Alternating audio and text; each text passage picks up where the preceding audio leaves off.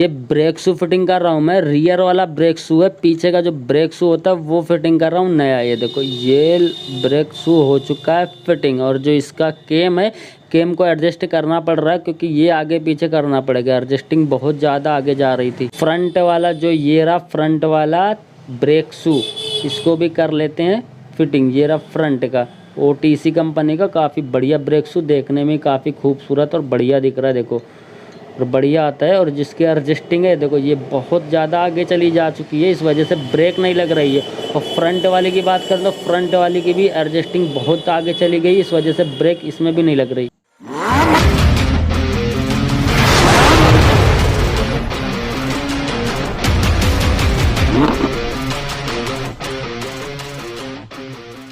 Hello guys, welcome back to my channel technology bike vlog. मेरा नाम है इम्तियाज़। तो आज मेरे पास Hero Honda Passion Pro bike, और इस बाइक की ब्रेक ना फ्रंट वाली लग रही है ना रियर वाली लग रही है, क्योंकि इसकी एडजस्टिंग है ना देखो बहुत आगे तक जा चुकी है। इस वजह से ब्रेक रियर वाली नहीं लग रही, पीछे वाली और आगे वाली भी सेम प्रॉब्लम है, ब्रेक इसमें लग ही नहीं रही है। तो इसमें जो हमको चेंज करना है वो दोनों ब्रेक शू चेंज करना, फ्रंट और रियर दोनों ब्रेक शू चेंज करना पड़ेगा, क्योंकि ब्रेक शू इसके हो चुके हैं डैमेज, मतलब ख़राब हो चुके हैं। इस वजह से ब्रेक नहीं लग रही और एडजस्टिंग जो है वो फुल हो जा रही। पहले फ्रंट वाली, जो फ्रंट वाला है इसका व्हील खोलते हैं, 19 नंबर का पाना लगेगा। अब दोनों ब्रेक शू को कैसे चेंज करना है ये चीज़ आप लोगों को वीडियो में फुल डिटेल के साथ बताऊंगा। आप लोग वीडियो पे बने रहना, और वीडियो को अभी तक लाइक नहीं की हो तो वीडियो को लाइक करके चैनल को सब्सक्राइब जरूर कर लेना। तो चलो 19 नंबर का पाना लेना, और फ्रंट वाला जो बोल्ट है इस वो व्हील का, इसको आप लोगों को पूरा ओपन कर लेना है। ये मैं ओपन कर चुका हूँ। अब लूज करना है इसकी जो ब्रेक, ये ब्रेक देखो इसको लूज कर लेना है पूरी, या तो इसको पूरी खोल लेना बाहर। ये मैंने इसकी जो ब्रेक केबल है वो पूरी बाहर खोल दिया, निकाल दिया है ये। अब जो इसका एक्सल है, एक्सल को निकालते हैं बाहर। ये रहा, इधर से एक्सल निकलेगा, इसको इस तरीके से फंसाना है और आराम से इसको निकाल लेना है बाहर। ये निकल गया, थोड़ा सा व्हील को ऊपर करना है ये। अब इसकी जो ड्रम प्लेट है, ड्रम प्लेट को बाहर निकालना है। इससे पहले ये केबल को निकाल देना है, ये मीटर की केबल है। तो प्लेट है, प्लेट मैंने निकाल दिया, ड्रम प्लेट। अब इसके ब्रेक शू निकालना है, बिल्कुल आराम से ब्रेक शू निकल जाएंगे। अब इसकी दोनों स्प्रिंग को निकालना है। ये देखो ब्रेक शू में स्प्रिंग लगी हुई है, इन दोनों स्प्रिंग को निकाल लेना है।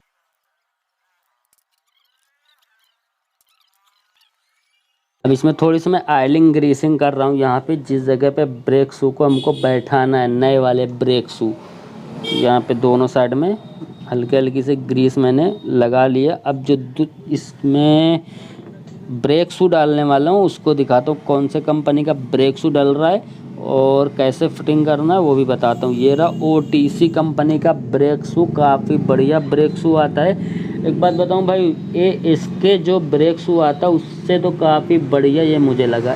इसके ब्रेक शू से काफ़ी बढ़िया OTC कंपनी का ब्रेक शू आता है। और इसको देखो स्प्लेंडर ब्रेक शू, स्प्लेंडर।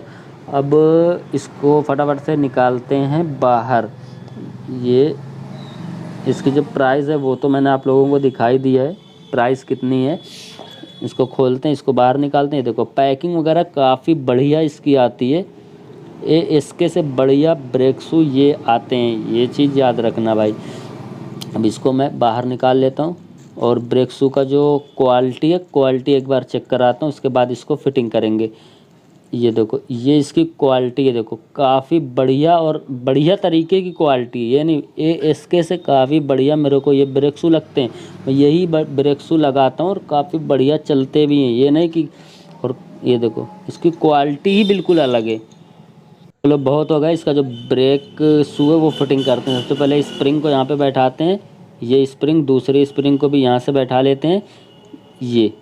ये स्प्रिंग दोनों बैठा लिया। अब इसके बाद प्लेट को इस तरीके से रखना है और यहाँ पे फंसाते हैं और यहाँ पे बस इसको इस तरीके से बैठा देंगे। देखो बैठ जाता है बिल्कुल आराम से, बस ये बैठ गया कंप्लीट। इसमें थोड़ी सी ग्रीस लगाएंगे स्प्रिंग पे, ताकि जो स्प्रिंग है स्प्रिंग भी काम करने लगे बढ़िया। ये ब्रेक शू एक कंप्लीट हो चुका है, लग चुका है। अब इसको करना क्या है कि आप लोग जब इसको ड्रम पे फिटिंग करना तो ड्रम पे रेगमाल मार लेना, जो मैं मार चुका हूँ पहले ही यहाँ पे। अब इसकी प्लेट को फिटिंग करते हैं और व्हील को कंप्लीट करते हैं।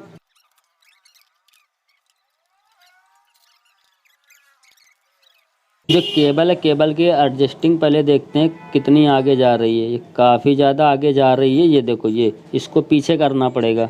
केम को खोलते हैं, 10 नंबर की टी लेना है, ये टी लगाना है यहाँ पे बोल्ट में, और पीछे की साइड अगर घूमे तो 10 नंबर की रिंच या फिक्स पाना लगा देना। ये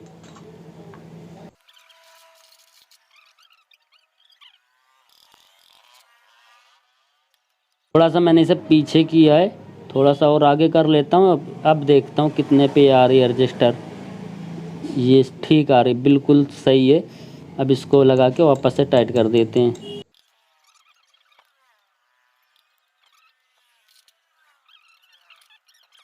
ब्रेक कैम भी एडजस्ट हो चुकी है, देखो थोड़ी सी निकली है। अब इसका जो व्हील है, व्हील को घुमाना है और ब्रेक को दबाना है, और फिर उसके बाद एक्सल का बोल्ट टाइट करना है। जैसे कि व्हील घुमाया, ब्रेक दबा लिया है, अब एक्सल का बोल्ट फुल टाइट कर देते हैं। फ्रंट वाली जो ब्रेक है वो कंप्लीट हो चुकी है, टाइट भी है, काफ़ी बढ़िया हो चुकी है। ये देखो इसका रजिस्टर जो है वो थोड़ा सही है। मतलब फ्रंट वाले तो हमने ब्रेक शू जो है वो चेंज करके केम आगे कर दिया, ब्रेक कंप्लीट हो चुकी है। अब रियर वाली खोलते हैं ब्रेक, मतलब व्हील खोलते हैं। व्हील खोलने के लिए कौन कौन सा पाना लगेगा, ये चीज़, ये देखो, ये बोल्ट 19 नंबर का, इसमें 14 नंबर का, और इसके पीछे जो होगा वो 12-13 का होगा या 14 नंबर का लगा होगा। ये इसको ओपन करना, उसके बाद व्हील निकल जाएगा बाहर।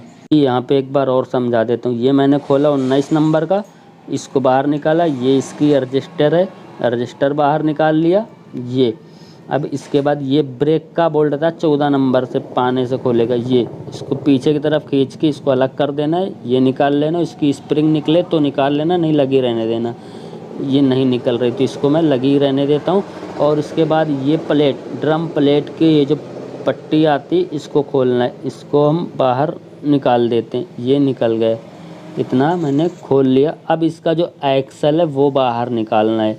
ये एक्सल जो लगा होता है, इधर से थोड़ा सा बाहर करना और ये पकड़ के इसको खींच लेना, निकल जाएगा एक्सल।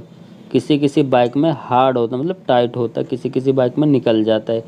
अब ये डिस्टन गिर जाएगा तो इसको रख देना है। और अब इसका जो व्हील है, व्हील को बाहर निकाल के ड्रम प्लेट को बाहर निकाल लेना है। उसके बाद इसकी जो ब्रेक शू है वो चेंज करना है। ये इसका ड्रम है। अब इसके जो पुराने वाले ब्रेक शू हैं वो निकालते हैं बाहर, और नए ब्रेक शू करते हैं इसमें फिटिंग। OTC इसको मैं निकाल लेता हूँ बाहर। ये रहे, इसकी फिनिशिंग काफ़ी बढ़िया आती है OTC की। ये चीज़ देखो, फिनिशिंग देखो कितनी तगड़ी फिनिशिंग है ना। इसका लेदर भी काफ़ी बढ़िया होता है। दोनों ब्रेक शू को निकालता हूँ बाहर, इसकी दोनों स्प्रिंग को निकालते हैं।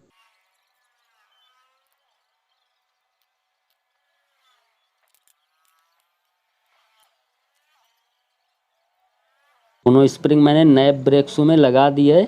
अब सेम जैसे मैंने फ्रंट वाला बिठाया था उसी तरीके से रियर वाले भी बैठा लेना है।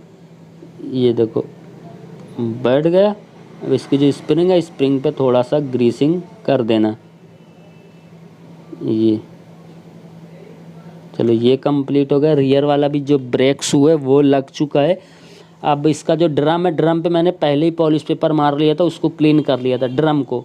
इधर मैंने ब्रेक शू फिटिंग कर दिया। ये ग्रीस नहीं है ना कोई लूब है, ये जो है ना, ये देखो, ये नहीं छूटेगा। इससे लेदर जो है, वो लेदर के नीचे कोई लगाते हैं गम वगैरह, वही है ये।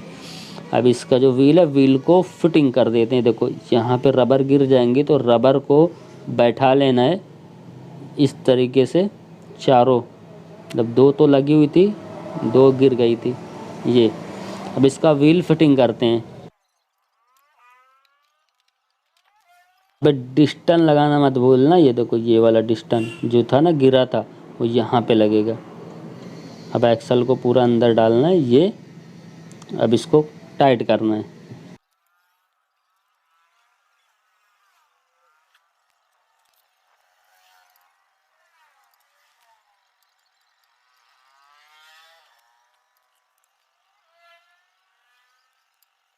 इसकी भी जो केम है ना, केम थोड़ी सी पीछे लेनी पड़ेगी, क्योंकि इसकी भी जो केम है वो आगे से फिटिंग है, तो थोड़ा सा पीछे लेना पड़ेगा केम को, क्योंकि इसकी भी एडजस्टिंग जो है वो आगे जा रही है। तो केम को खोलते हैं और थोड़ा सा पीछे ले लेते हैं केम को।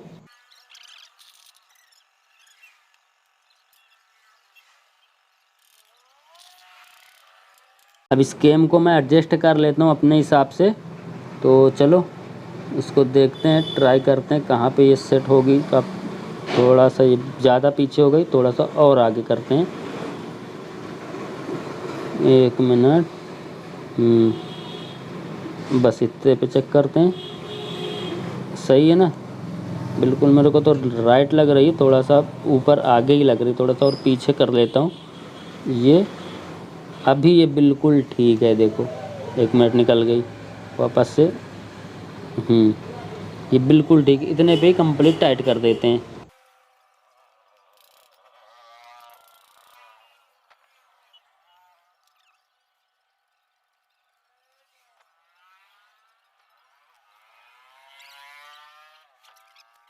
जब सारा कुछ लग जाए तो व्हील को घुमाना और ब्रेक को दबाना है। जैसे व्हील मैंने घुमाया, ब्रेक को दबा लिया रियर वाली। अब जिसका एक्सल का बोल्ट लास्ट में बचता है उसको फुल टाइट करना है।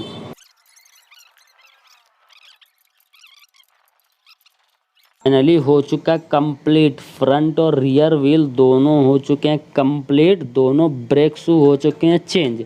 अब जिसमें ब्रेक नहीं लग रही थी, अब जो ब्रेक है ना वो बहुत तगड़ी लगेगी। तो फाइनली बाइक हो चुकी है कंप्लीट। इस बाइक में मैंने दोनों ब्रेक शू चेंज किए हैं, और किस तरीके से चेंज किए ये तो आप लोगों ने वीडियो में देखा ही है।